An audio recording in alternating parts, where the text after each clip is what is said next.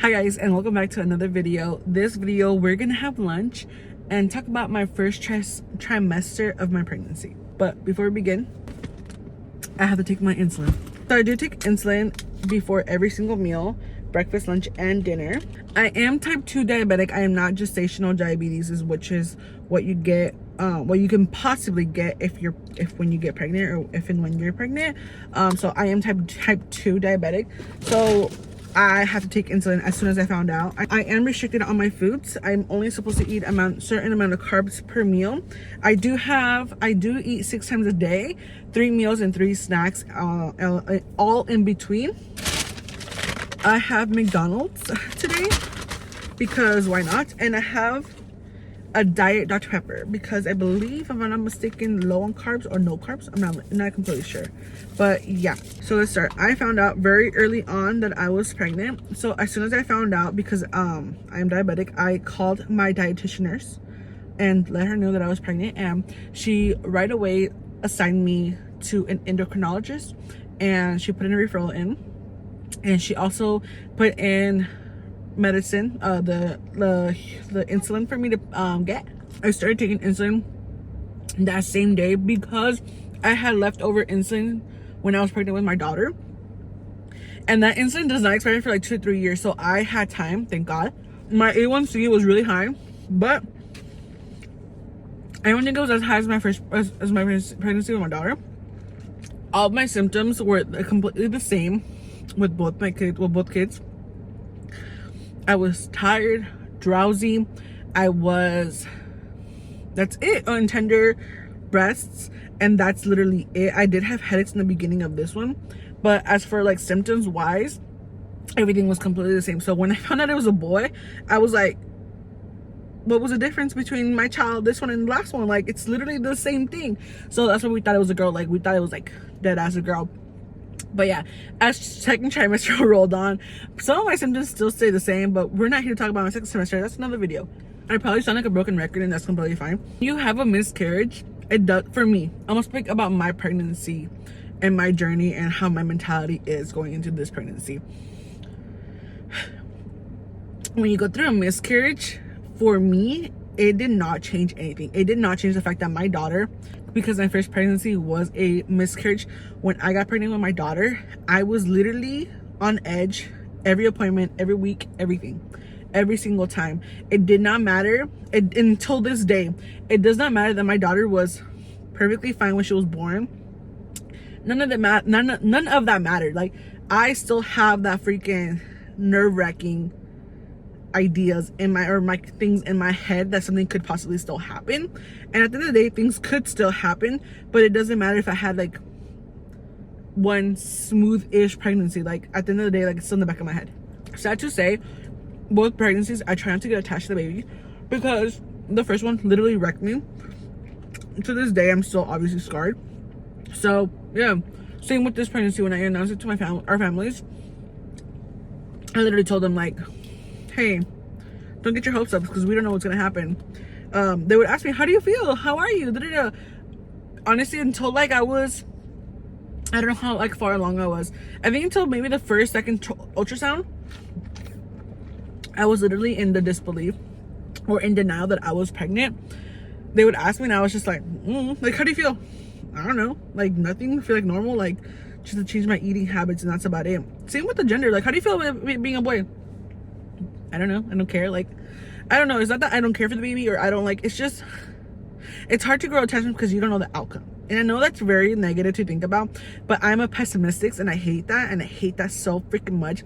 I expect the worst, because I feel like if I expect the worst and something bad was to happen, I'd be like, yeah, I fucking knew it, next. You know what I mean? Something like that. But I know babies are a blessing, and at the end of the day, I am really happy. I know my man's is really happy. So I am happy, but it took me a long time to get here. Does that make sense? Like, when I found out I was pregnant, okay, cool, make it to the 8-week mark so we can go see the OB to make sure there's a heartbeat. Okay, was happy there, but that doesn't end there for me. Then I had to make it to my 12 or 13 week mark, so I could tell that I was, sorry, she was looking at me, 12 or 13 week mark, to know that first trimester was over. Okay, cool, that happened. Then it was a 16 week mark, and then it was a 20 week mark. And I feel like every mark, like every big milestone, as soon as we get there, I celebrate. I'm like, thank God we fucking made it to this point. Like, thank God we made it here. Like, I don't know. I think I'm just very fucking traumatized. When I was pregnant with my daughter, I used to inject myself every day, 5 times a day, if I'm not mistaken, to check my sugar on my finger. But now, our insurance covered Libre, which is, it's an app on the phone that like tracks your blood sugars. So that's how I'm able to check my sugars this time around, which is a lot easier.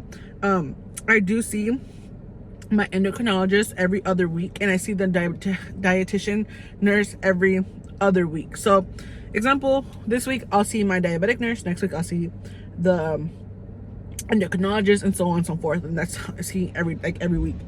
And then I do go to a fetal echogram doctor, fetal doctor. I go there at least once a month. I know like soon I'm gonna have to start going there twice a month, but as of now I'm going once a month. I went to go see my endocrinologist first. I did say I did talk to my dietitian nurse, and I did talk to her first, but it was over the phone. I went to go see my endocrinologist, and this is the first time I see her because I had a different endocrinologist last time I was pregnant with my first daughter. She's no longer there, so I had to go see another one. I walked in, I was sitting there. My endocrinologist walked in. The first time I meet her, she goes, Lizeth, what's going on? And I was just like, nothing, like I'm pregnant. And at this point, I had already done my labs, and I was already checking my sugars, right? So she saw my labs, she saw my sugars, and she chewed my ass out. She said, I'm honestly very disappointed in you. And I was just like, she goes, your sugars are so elevated, you're so out of, like, your diabetes is out of control.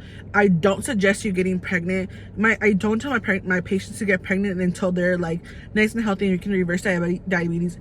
I was just sitting there like, okay. And at the end of the day, like, I know she means well, but fuck, I was just like, bitch, respectfully. I don't know, it's just one of those things where like, I get it, of course I get it. Like, I should have been healthy before I got pregnant, because once I'm pregnant as a diabetic, I am considered a high risk pregnancy from the fucking start. I have to have more appointments, I have to get more taken care of. It's just more things I need to know and do. And I know that I knew what to expect because of my first pregnancy with my child, right? But like, for this girl to come in and be like, I'm disappointed in you, you shouldn't have done this, da, da, da. I'm like, girl, relax. Like, if something happens, of course it's my fault. Like, you know what, at the end of the day, I'm not a big fan of that endocrinologist, because I talked to my dietitian and I've known her longer, and she's like, hey, like, how's going with the endocrinologist? And I told her straight up, I was like, dude, she's freaking me. I ratted her ass out, and I don't care. She goes, she's mean. She goes, why? And I was like, because I told her, like, every time sugar's high one meal, she's all like, I see you ate too many carbs. Why are you making an assumption that I ate too many carbs? I know right now eating fries is not justify my reaction, but like, how do you know what I ate that day? Like, I didn't even tell you. I just tell you my numbers. You can assume I ate too many carbs, because stress, which I've been also going through a lot, has an effect on my sugar. If I'm mad or upset or happy, like, that also, like, my mood affects my sugar.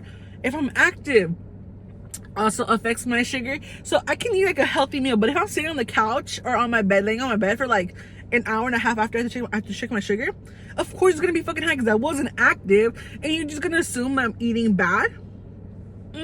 I hate that. She always makes assumptions about me, and it's like, dude, like, you know what I mean? And I tell her, she goes, oh, like, your sugars are pretty good, but at nighttime it's pretty bad. I was like, yeah, because at nighttime it's like, I eat dinner at 7ish. Like, I'm fucking tired. Like, I want to sleep. Like, or like, I do nothing, or we don't do anything. Like, of course I'm acting more after breakfast and after lunch. Like, I'm not gonna ever please her. And that's what I'm starting to notice. And my OB, at the very beginning, she was telling me the same things, like, oh, like, you just control your sugar, da da da da da. And Louis went with me to that appointment, and I came out of there crying. Like, I came out of there crying because it's like, it's so frustrating, because like, do you guys think, by you guys I mean like the doctors, like, do you guys think like I sit around, and again, today doesn't justify my actions, like, and I just eat like cake, ice cream, chips, cookies, like nothing but junk food. Like, do you guys really think that's all I do? I don't know. I think it just pisses me off that, like, I know what I'm supposed to be doing, and they think that I'm not taking care of myself. Like, you think I'm gonna put my baby at risk? That's literally what I get from them. And I cried because I was just like, I'm tired of being accused of things like they don't know about. And like, I am trying, but of course my numbers don't show like that, and they don't believe me. So it's, again, very freaking frustrating. But that has been my pregnancy so far. First trimester, I had no energy, literally sleeping. You know what's hard? This pregnancy is harder than my first, because when I was pregnant with my daughter, I had no kids. I was literally, and I was a stay-at-home wife at that time, right? I literally would sleep. As soon as I wake up, I would eat, go to sleep, wake up for lunch, go back to sleep, and then make dinner. Or if I didn't make dinner, I would go back to sleep, and then I wake up until Luis got home and we went to go out get food. Like, I literally slept so much, and I would sleep at night. Like, I probably slept like 14 to 16 hours a day. Okay, I'm not even gonna lie to you. This time around, I do have a child, and she is a needy little girl, and I can't nap as much as I would like. And I also picked up reading, so I'm reading when I have time, and that's literally until like 3 in the morning, sometimes 2 in the morning. So yeah, and I'm just tired. I'm literally tired all the fucking time, like literally tired all the time. It doesn't matter how much I sleep, it doesn't matter.